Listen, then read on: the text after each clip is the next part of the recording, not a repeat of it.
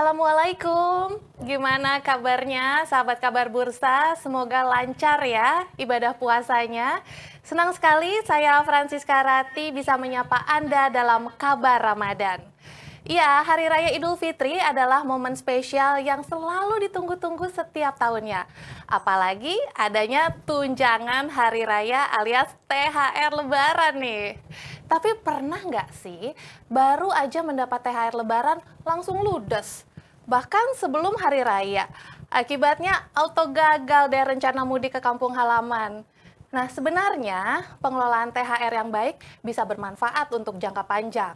Lalu bagaimana sih sebaiknya kita mengelola uang THR Lebaran? Kita akan membahasnya di Kabar Ramadan, cara cerdas kelola THR. Bersama narasumber kita, Ilham Muslim, selaku Senior Area Manager Mirai Asset. Tapi sebelumnya kita saksikan dulu Kabar Ramadan berikut ini.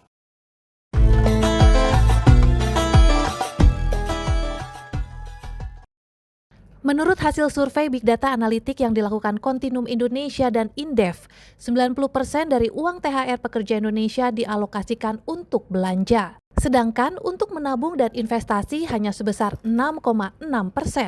Tak heran kalau uang THR Lebaran lantas kandas dalam waktu singkat. Tendensi konsumtif ini didukung pemikiran saat mendapatkan THR, gaji menjadi 2 kali lipat lebih banyak dibanding bulan-bulan sebelumnya. Padahal, THR berbeda peruntukan dengan gaji yang harus dibelanjakan secara rutin. Maka dari itu, mindset tentang THR penting untuk dirubah.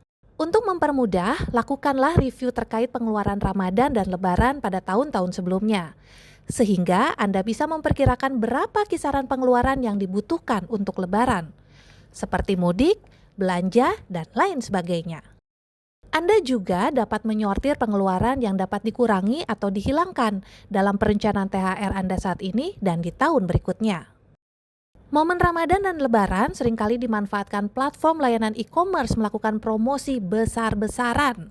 Brand juga makin gencar mempromosikan produk di media sosial agar menarik lebih banyak pembeli. Kondisi ini tentu menjadi godaan besar bagi Anda yang baru saja mendapat uang THR. Agar terhindar dari pengaruh iklan dan promosi, cobalah mengurangi waktu scrolling. Atau lebih ekstrim, langsung saja unfollow akun media sosial brand tersebut. Memang terkesan lebay, tapi bikin hati anti was-was. Idealnya 20-30% dana THR dialokasikan untuk investasi yang berguna di masa depan. Dengan tidak membelanjakan THR di atas 80%, sisa dari tunjangan yang diperoleh dapat menghasilkan manfaat besar di kemudian hari. Berbagai jenis investasi dapat menjadi pilihan, baik jangka pendek maupun jangka panjang. Investasi jangka pendek bisa berupa deposito atau reksadana pasar uang, yang bisa dilakukan dalam kurun waktu 1 tahun.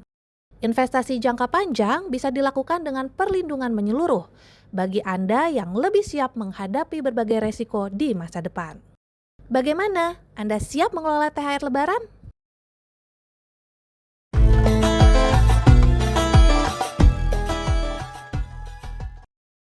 Ya, lantas bagaimana cara cerdas kelola THR? Langsung saja kita akan tanyakan ke Pak Ilham Muslim selaku Senior Area Manager Mirai Asset. Halo Pak Ilham. Halo.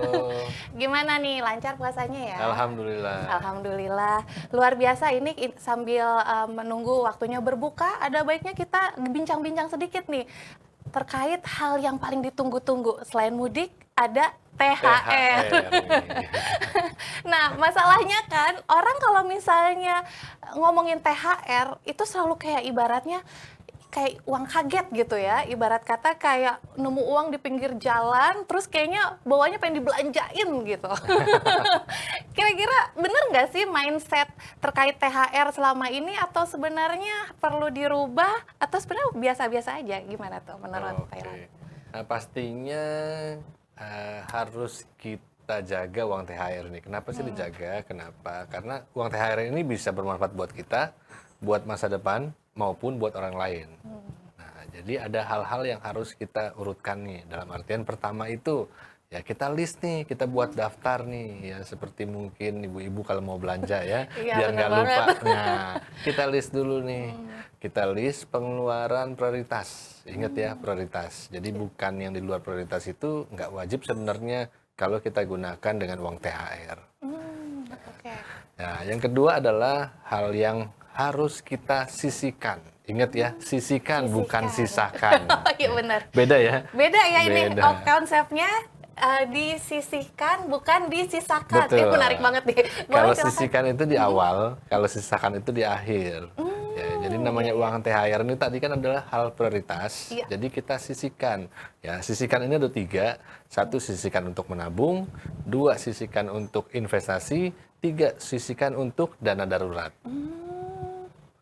Berarti untuk THR sendiri sebenarnya bisa dikelola untuk hal yang cukup lumayan kompleks ini sebenarnya ya. Betul Selain sekali. belanja, tapi masih bisa disisihkan buat tadi nabung, investasi, bahkan dana darurat pun sebenarnya masih bisa ini kita sisihkan Bisa. begitu ya. Nah, ngomong-ngomong, tapi sebelum kita ngobrol tentang yang kedua nih, ngomong-ngomong soal belanjanya dulu. Ya. Kira-kira pada saat kita mendapat THR, berapa sih yang sebaiknya dialokasikan untuk belanja gitu? Kira-kira berapa persen? Dan untuk menghitung prioritasnya seperti apa? Belanja apa saja yang perlu nih prioritasnya? Oke, nah yang harus kita prioritaskan itu pertama kita jauhin dulu atau kesampingkan gaya hidup. Nah, Oke. jadi diutamakan kebutuhannya. Nah, orang biasanya namanya THR atau mau lebaran ada namanya baju baru. Ya, betul. Wajib nggak sih? Wajib nggak wajib sebenarnya. Tapi butuh nggak sih? Butuh.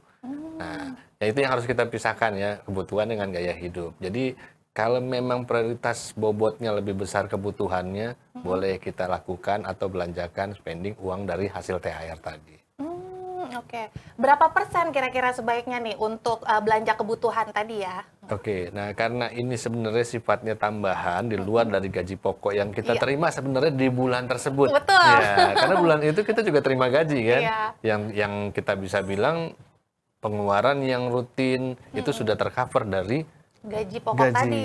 Ya, Jadi oke. sebenarnya dengan uang THR tadi kalau misalnya kita mau sisihkan sebesar 50% untuk kebutuhan THR tadi, baik berbelanja ataupun juga kita berbagi dengan orang lain.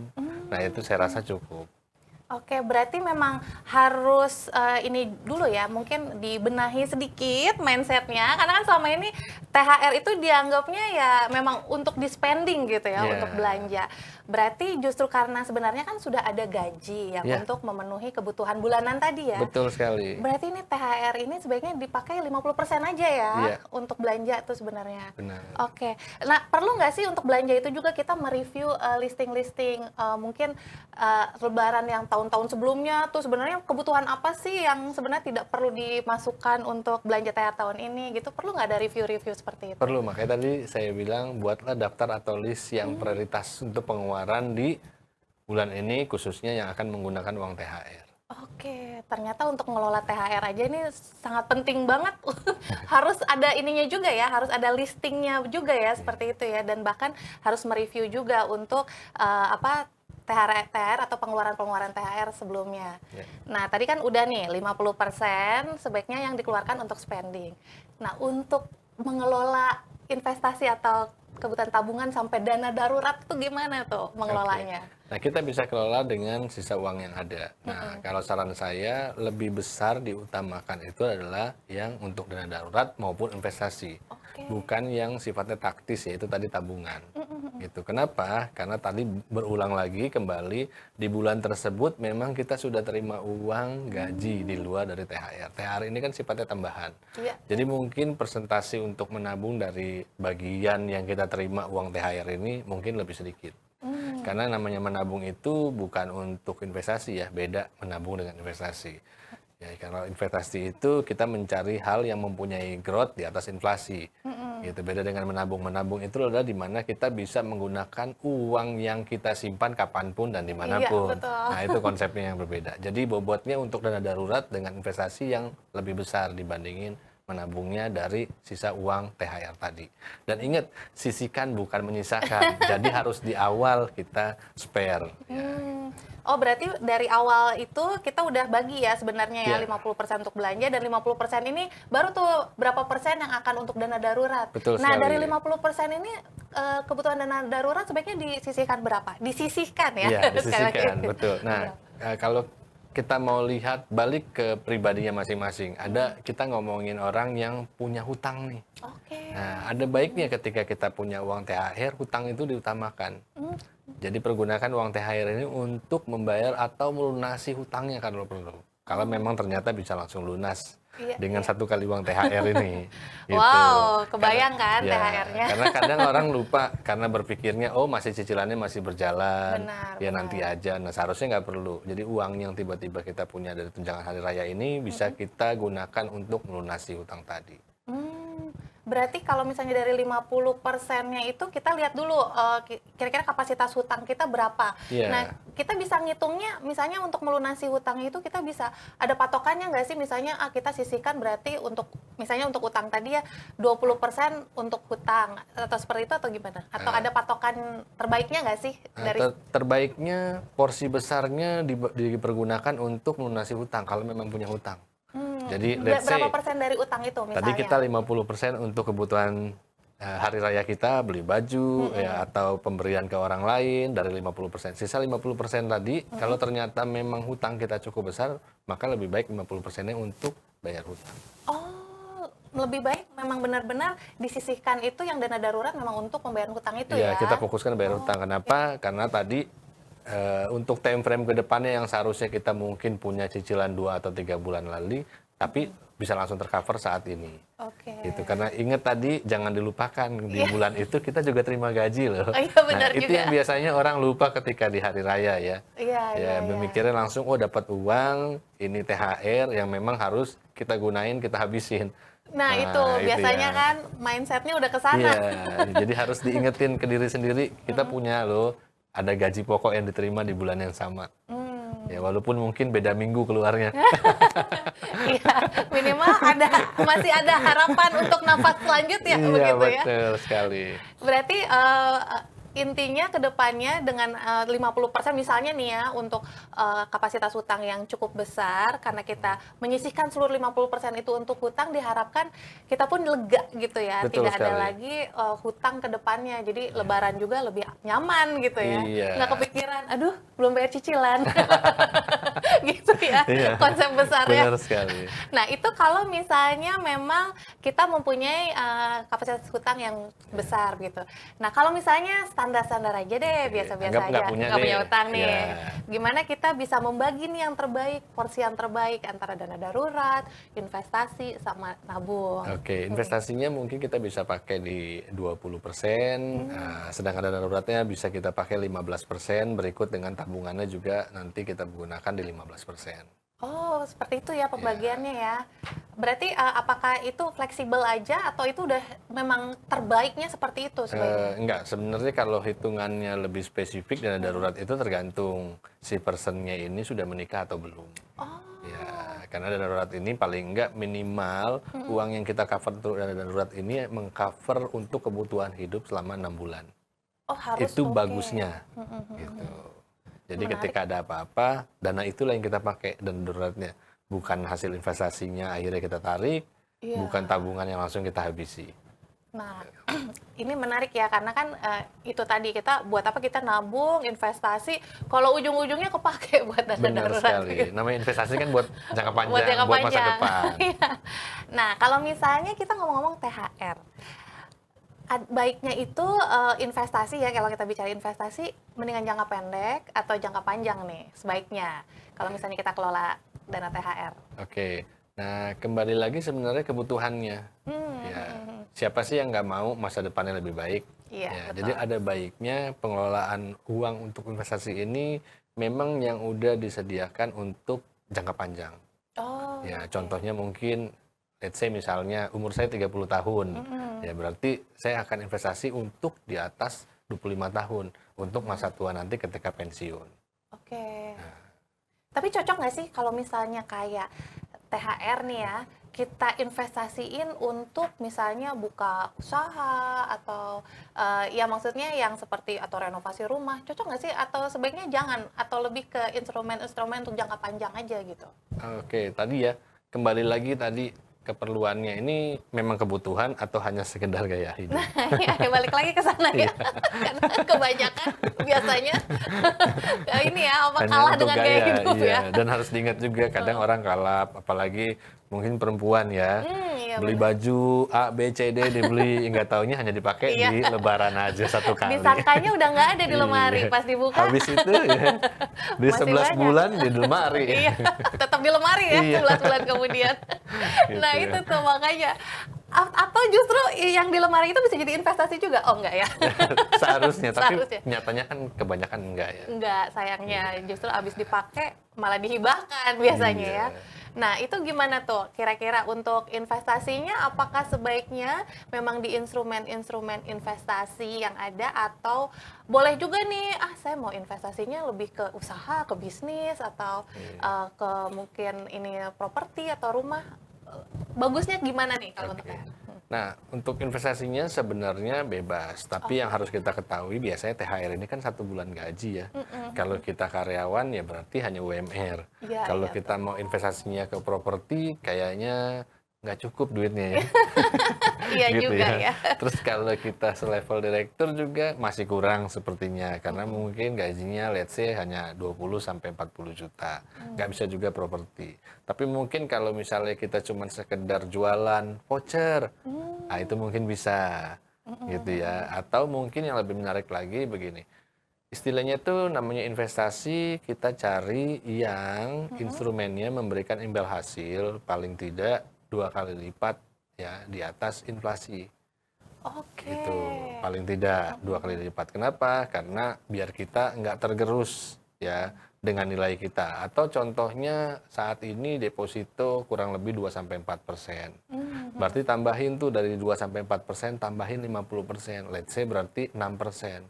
Nah, carilah investasi yang setahunnya itu mengcover growth dari nilai yang kita investasikan itu minimal 6%. Gitu. Berarti untuk bisa memperkirakan tadi yang bisa mengalahkan investasi ya, berarti kita harus ngukurnya untuk jangka pendek kah? Karena kan ini ibaratnya THR kan setiap tahun ya kita Ya. akan mendapat. Atau langsung kita tarik untuk jangka panjang sekalian kita untuk menentukan tujuan goal investasi kita gitu. Lebih baik kemana arah Oke. tujuan investasinya? Karena kan ya kalau kita cuma dengan uang THR memang terimanya hanya 1 kali. Ya mungkin kita boleh simpen dan hold ya selama tahun berikutnya. Ya, tapi akan lebih baik kan. Dan ingat ya, kita punya gaji tiap Oh bulan iya, yang gaji. seharusnya disisihkan ya untuk nilai investasi tadi. Karena kenapa? Kita investasi bisa bentuknya macam-macam. Bisa jualan atau properti dan lain sebagainya. Ya, tapi yang mesti diingat, lihat resiko yang paling sedikit, yang paling kecilnya, dan lihat bandingkan growth yang memang bisa konsisten, bukan growth yang gede ya, tapi yang konsisten yang kita cari, gitu. Nah, contoh misalnya tadi kalau kita mau usaha kita mungkin harus sewa tempat, Iya, iya. harus punya karyawan juga. Kalau usahanya produknya makanan, ya kita harus beresiko bahwa dia akan basi. Gitu. Beda dengan halnya misalnya kita investasi di pasar modal. Iya, Nah, di iya. pasar modal kan kita cukup punya jaringan internet. Ya, Cukup jaringan modalnya itu ya, Iya. jaringan internet Nah, ya. kita yakin semua sekarang juga orang handphonenya sudah punya koneksi internet. Ya, kita tinggal buka akun di sekuritas untuk kita lakukan investasi, baik itu reksadana, obligasi maupun di saham. Oke. Apalagi kalau misalnya kita bisa konsisten di luar dari uang THR. Let's say misalnya buat Gen Z misalnya yang masih muda-muda. Kalau sekarang umurnya 20-an atau 22, ya berarti kurang lebih masa tuanya bisa dinikmatin di 30 tahun ke depan. Ya, dengan minimal uang 100.000 aja setiap bulan, tapi dia harus cari instrumen yang mempunyai growth 6% setahun. Dengan 30 tahun dia menabung, maka 30 tahun kemudian hasil investasi dia dengan modal dia itu sudah di atas mau 200%. Jadi dengan 100.000 selama 30 tahun kurang lebih 36 jutaan. Nah, di 30 tahun kemudian nominal duitnya itu di 100 jutaan sekian Oke. hasilnya. Jadi mau 200% dengan hanya nabung 100.000. Tapi yang kita lihat adalah tadi growth-nya wajib minimal 6%. Nah, kita bisa pilih tuh instrumennya reksadana ya ataupun memang saham yang mempunyai dividen ya growth dividennya kurang lebih tadi di sisi 6%. Nah, kalau misalnya untuk THR, untuk yang masih UMR begitu, Oke. bagusnya di mana kan? Tapi sebenarnya menarik ya, hanya dengan 100.000 aja, yang penting kita bisa memprediksi growth-nya ke depan jangka waktu 10 sampai 30 tahun begitu Iya. ya. Itu bisa menghasilkan uang untuk pensiun dini sebenarnya kan Betul menarik sekali ya. Iya, iya. Nah, kira-kira untuk ya mungkin kita bicara untuk yang UMR dulu deh. Iya. Kira-kira bagusnya apa nih? Oke, kalau yang UMR mungkin kalau dia untuk jangka panjang dan memang dengan kesibukan dia tidak bisa mengontrol everyday gitu, ya mungkin bisa ke reksadana. Reksadana ya. Iya, dan Oke. reksadana juga ada beberapa jenis bisa dia pakai reksadana uang ya, pasar uang ataupun yang fixed income. Oh, oke. Bedanya gimana tuh? Biar misalnya mungkin sahabat kabar bursa lagi ngitung-ngitung nih, Oke, kayaknya saya mau kalau nyisihin yang berapa pasar nih. uang itu paling tidak dia bisa rate-nya di atas deposito. Oke. Ya, return-nya. Dan memang resikonya lebih kecil dibandingin reksadana yang lainnya. Gitu. Nah, kalau untuk yang reksadana fixed income memang dia di atas pasar uang income-nya, bisa 2 kalinya deposito. Oke. Gitu. Walaupun memang kita tahu ya yang namanya return yang lebih besar, risikonya juga ada kemungkinan lebih besar. Tapi itu semua cocok buat orang-orang yang memang sibuk kerja. Oh, dua-duanya ini sebenarnya cocok Betul, ya. cocok. Karena memang reksadana ini sudah dikelola oleh aset manajemen. Jadi kita sebagai investor, kita tinggal terima aja nih, gitu hasil growth-nya. Dengan cara apa? Kita backtest atau lihat hasil histori yang sudah terjadi. Oh, oke. Gitu. Kecuali memang dia risk taker, lalu dia juga bisa lihat market everyday, ya mungkin lebih cocok terjunnya di pasar saham.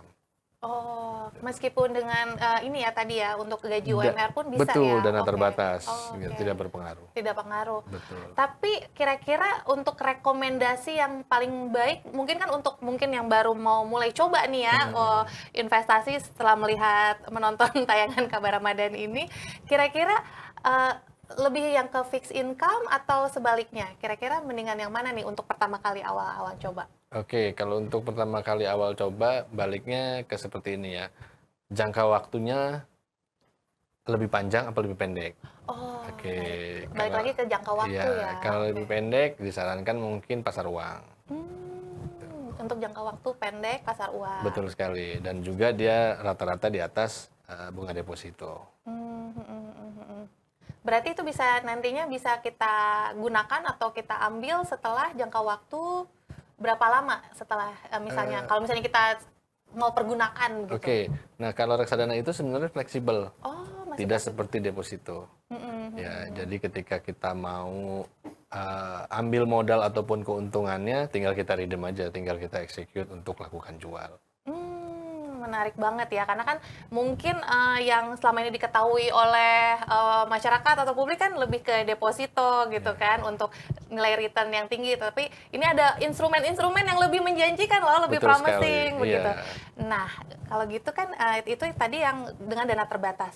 Kalau yang punya uang dingin nih, THR-nya kayaknya nggak kepake deh, gaji aja udah bisa buat mudik, udah bisa buat belanja gitu kira-kira ya. Nah, sebaiknya investasinya seperti apa nih? Oke. Biar jangan terlalu gaya hidup juga ya. Benar sekali. Nah, pastinya tadi ya, kalau yang mudah ya kita investasinya di pasar modal.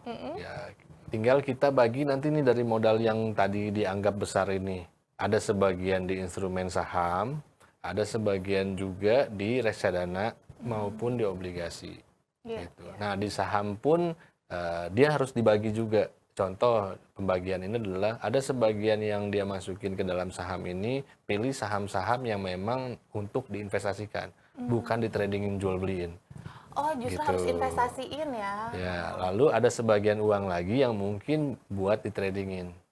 Oh, Gitu. Nah, tinggal balik ke pribadi si investornya tanya, dia lebih ofensif atau defensif nih, risk taker atau bukan gitu istilahnya. Oke, balik lagi ke Iya, karakter kalau ya. dia risk taker berarti untuk transaksi jual beli sahamnya mungkin porsi dananya lebih besar. Oke. Tapi kalau dia defensif bukan risk taker, porsi untuk jual belinya itu lebih kecil.